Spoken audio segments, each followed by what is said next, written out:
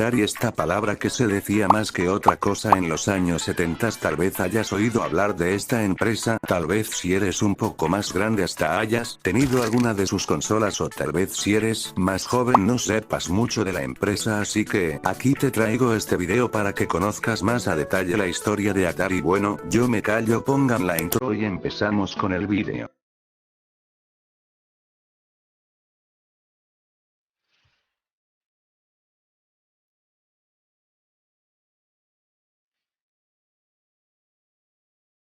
Todo empezó en el año de 1971 cuando Nolan Bushnell y Ted Downey dejaron su trabajo para seguir un sueño: crear videojuegos.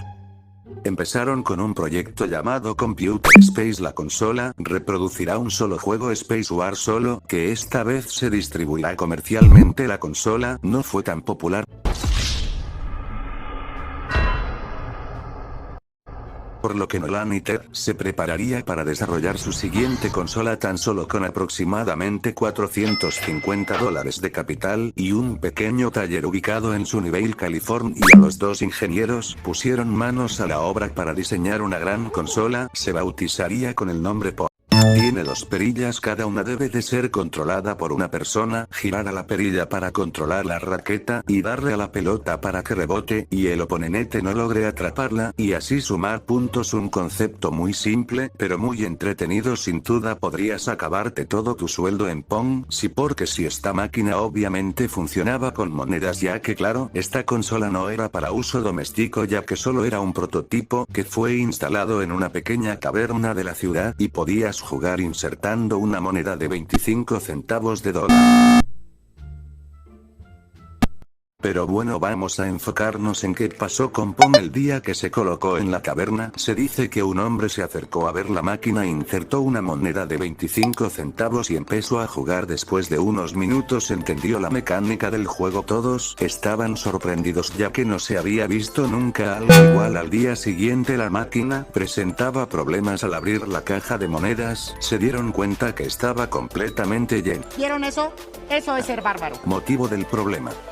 Dentro de horas Pong se convirtió en un éxito. La voz se corrió en toda California y dentro de algunas semanas Atari estaba produciendo 100 máquinas al día. Después de casi un año y medio de producir Pongs para bares y demás y más de 40.000 unidades vendidas, Atari sacaría la versión doméstica de Pong el 19 de febrero de 1974 para distribución para todo Estados Unidos. Una consola doméstica del mismo Pong. El único juego que contenía la consola se conectaba a tu televisión con una simple entrada coaxial y dos perillas conectadas con un botón en medio para jugar. A un precio de $100, que era un precio elevado para la época, y vendiéndose solo en las tiendas Sears, ya que ninguna tienda o juguetería quiso aceptar el producto Sears. Al ver el potencial que tenía la consola, ¡qué habilidad, señor! decidió comprarla para tener todos los derechos solo de esa consola. Atari Pong vendió 150.000 unidades en el primer año, todas las existentes. La consola fue un gran éxito, pero no todo era color de rosa para Atari, ya que aquí es donde se presentaría el primer conflicto o juicio en los videojuegos. Magnavox es el nombre de la empresa que demandó a Atari, pero ¿por qué? Pues déjame te cuento qué pasó. Lo que pasó fue que la empresa llamada Magnavox, desarrollada por Ralph Baer, quien estaba pensando en crear videojuegos desde 1950, su idea se consolidó mientras esperaba el tren en la terminal de Manhattan en 1966. Claro que pensar en videojuegos en esa época era una locura. Después de 6 prototipos, se llegó a la consola Magnavox Odyssey,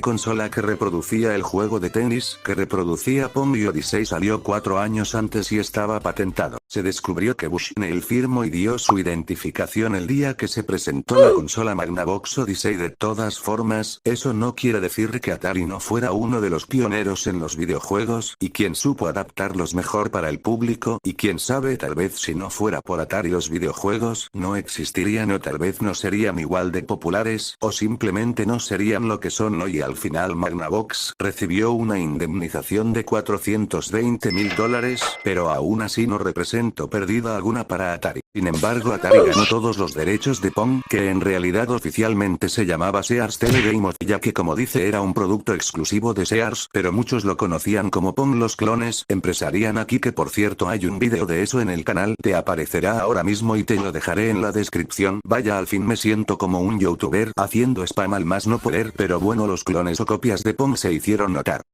Nuevos mundos por descubrir.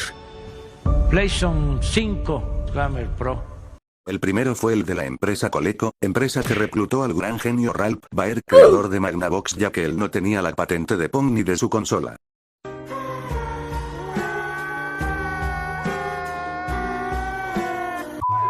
Sacaron una copia de Pong Copia, que fue un gran éxito y logró vender casi la mitad de lo que Pong vendió. También se sacaron muchas otras imitaciones de Pong, las cuales no se tiene un registro exacto. Después Atari adaptaría varios de sus juegos que fueron populares en los centros arcade a consolas hogareñas. Estas consolas serían los antecesores de la que tal vez fue la consola más importante del mundo, y si estoy hablando de la Atari 2600 o Atari VCS. El grupo Cyan Engineer había estado trabajando en la investigación de sistemas de videojuegos de última generación. Estuvieron trabajando durante algún tiempo en un prototipo llamado Stella, ya que los anteriores sistemas estaban basados en sistema de configuración, lo que limitaría la cantidad de juegos que podían brindar. Esta, por el contrario, contaba con una unidad central de procesamiento completa, además de incluir 3 circuitos integrados. Pero bueno, si tú estás igual que yo, sea bien estúpido. Una consulta. ¿Por dónde va a salir? ¿La puerta dónde le hiciste? La concha de tu hermana, De seguro no entendiste todo lo que dije, pero te lo resumiré en que simplemente contaba con 3 nuevos circuitos diseñados para la mejora de gráficos y sonido, y mejorar la sensibilidad de los controles, pero las cosas se empezarían a complicar un poco para Atari.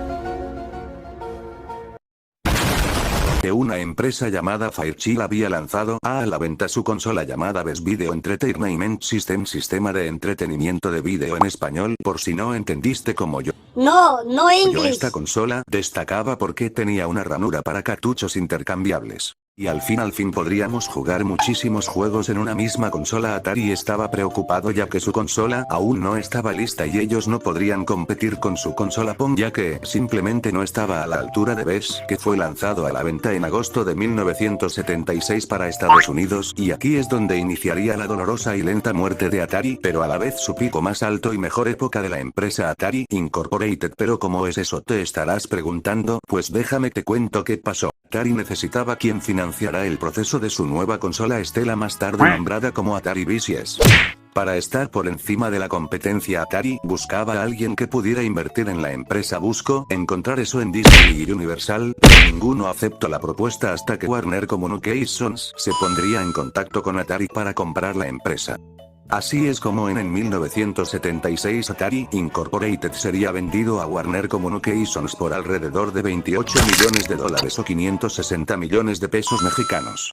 Para Warner la prioridad era terminar la consola de Atari VCS. Atari debía apurarse a sacar su consola, ya que los centros recreativos, donde se colocaban las máquinas arcade, empezaron a tener mala fama y fueron tachados de centros para delincuentes y vagos. Y bueno, si en la actualidad no quedan muchos de estos, por lo menos en México, hay algunos siguen teniendo mala fama. Pero bueno, después de muchas discusiones entre Bushnell y los directivos de Warner, al fin saldría la consola Atari VCS el 11 de septiembre de 1977 para Estados Unidos, y para el resto del mundo en 1978, excepto por Japón, en donde la consola salió a la venta hasta 1981.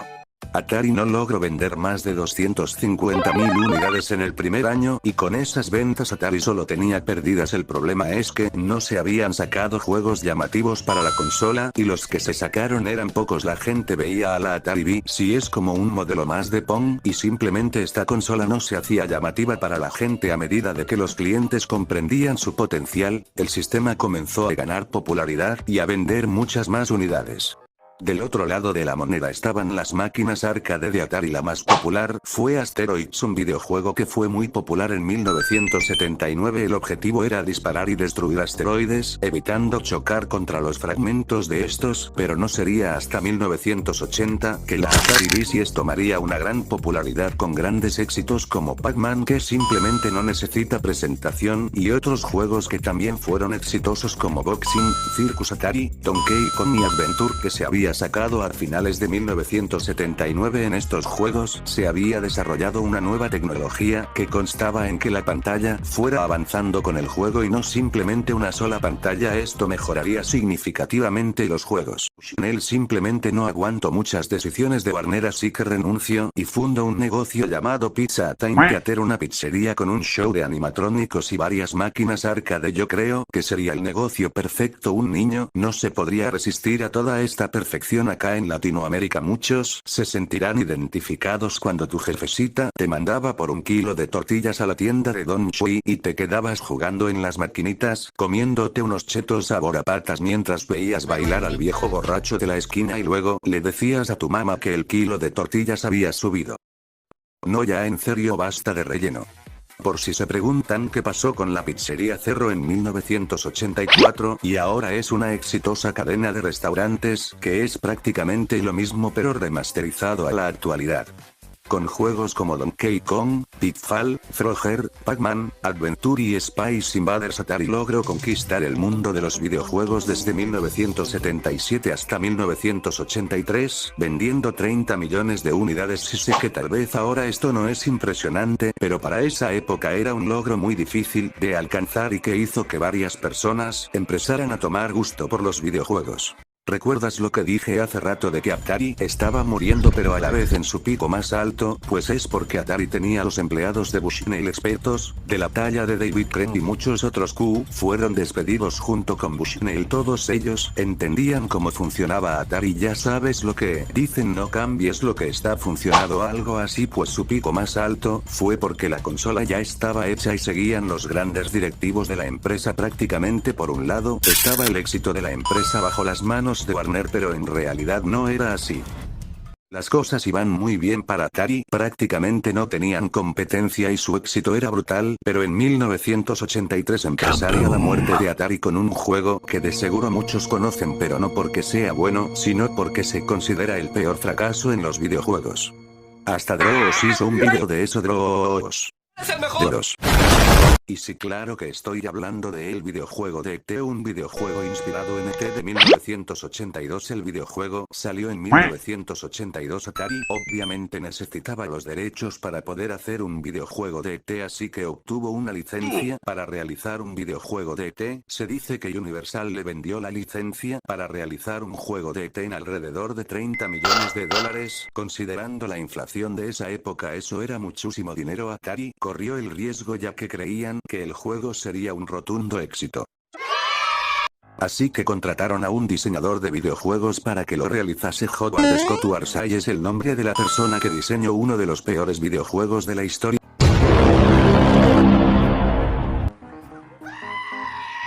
Pero ¿por qué? Pues el gran error de Atari fue apresurar el juego, ya que le dieron a Score menos de un mes para realizar el juego. Por fin llegaría el día del lanzamiento. Atari había gastado más de 100 millones de pesos en su producción, pero no importaba, al fin y al cabo el juego sería un éxito.